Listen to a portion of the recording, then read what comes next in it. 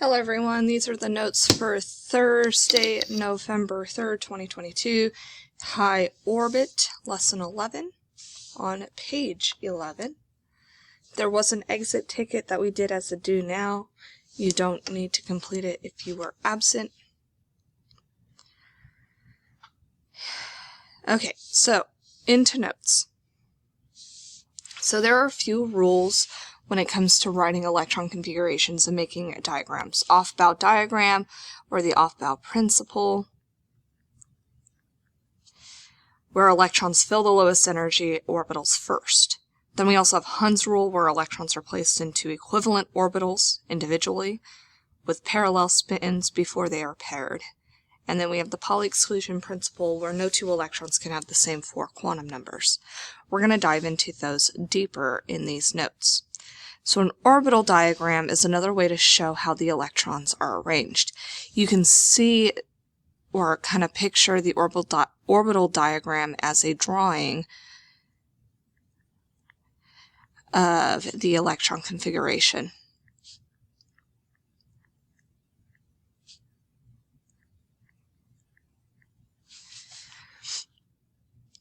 Arrows are used to represent the electrons, and the arrows are half arrows. So either they point up or they point down, and they're half arrows. Although in printed text, sometimes they are represented as whole arrows, because those are sometimes easier to insert than half arrows when you're typing them out. They start with an up arrow, and then they are placed into lines that represent the orbitals. So in the S block, the s orbital is just one orbital. In the p block, we have p orbitals, and there are 3 of them for each p subshell. In the d subshell, we have 5 orbitals, and then in the f subshell, we have 7. This means that we have a total of 2 electrons that fit in each s subshell, 6 electrons that fit in each p subshell, and then 10 electrons in the d subshell and 14 electrons in the f subshell. So when we fill, we should fill to these numbers as we go, and we should never exceed those numbers. You cannot put more electrons in than what you have space for. So let's look at how we can use the arrows in these lines to draw electron configurations, which that is an orbital diagram. So here we have the orbital diagrams for carbon, nitrogen, and oxygen in order: carbon, nitrogen, and oxygen, where the first set of boxes is the 1s subshell, the second set is the 2s subshell, and then the third set, which we see separated by much bigger space, is 2p subshell. And remember that there were 3 lines or 3 boxes. You can draw it either way, as lines or boxes. So the 2p, we have 3 orbitals. So here we see Hund's rule followed. When electrons are placed into the 3p orbitals, we see that they are placed 1 in each box, here and here.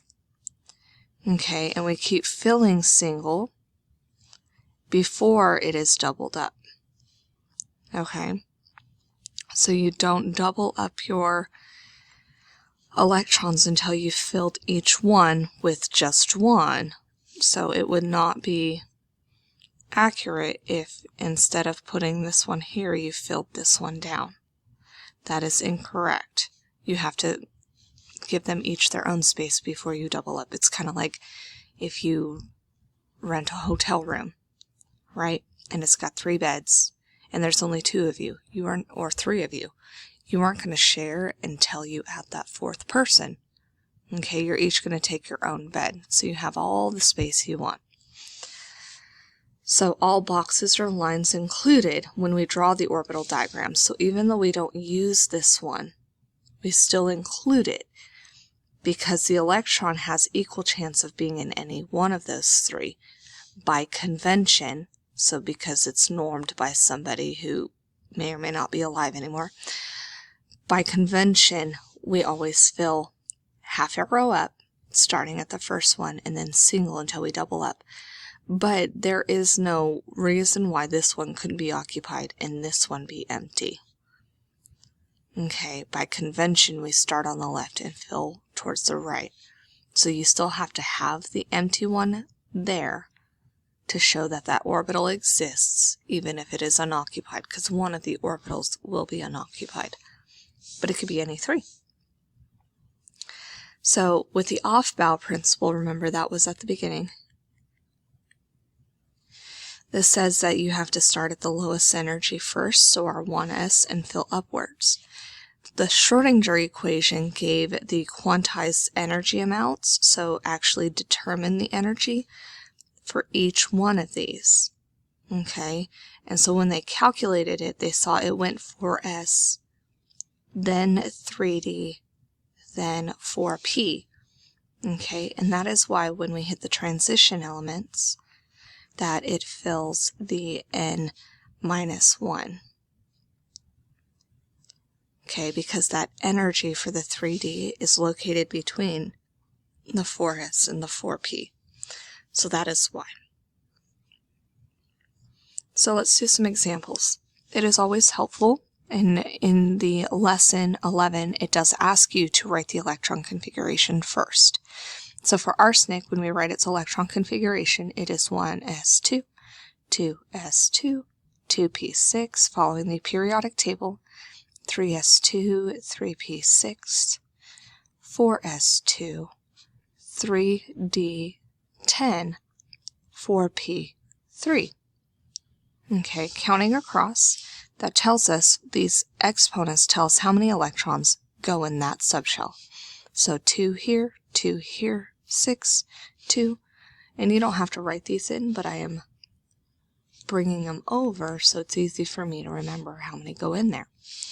So 1s2, 1, 2, 2s2. Okay, so I put how many electrons in each box, and now some subshells have multiple orbitals or boxes or lines. Use lines when you're drawing them because it's a lot easier. So for the 2p6, we go 1, 2, 3, fill single first, then we double up 1, 2, 3 for a total of 6. And we repeat this process. 1, 2, 3, 4, 5, 6. 1, 2, 1, 2, 3, 4, 5, 6, 7, 8, 9, 10. And then 1, 2, 3. So this is the orbital diagram because it's showing the orbitals and drawing out the electrons for arsenic. We can repeat this for rubidium. So rubidium is 1s2, 2s2, 2p6. Do the electron configuration first. 3s2, 3p6, 4s2, 3d10, 4p6, 5s1. So we repeat this process. 1s2, 2s2, 2p6, 3s2, 3p6, 4s2, 3d, and this can take a hot minute, 3d, 10, 4p, 6, and then 5s1. Okay, and so that is how we take our electron configuration and use it to draw the orbital diagrams.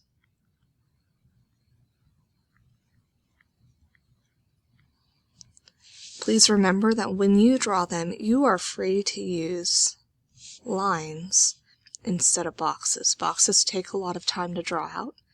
If by some chance you have some graph paper, you are free to use graph paper instead because it's already got the boxes drawn out. And then the only other thing I want to make sure you know is you need to label those orbitals. So 2p, 3s, 3p, 4s, 3d, 4p, 5s. So if I were to do this on paper, I would draw my lines instead of boxes, because boxes take a lot of time. Draw my lines, then I would label each set so I know which ones are where. Not labeling them is not a full, complete orbital diagram. We need to know which orbitals you are talking about. So when you complete lesson 11, you're going to use the periodic table. If you can check your work when you return to class. You might need an extra sheet of paper. Graph paper is great for this. When you are finished with both, make sure you go back to page 11 and answer the guiding question. How are orbital diagrams similar to electron configurations? How are they different? And if you were absent again, please do not worry about exit ticket. Thank you.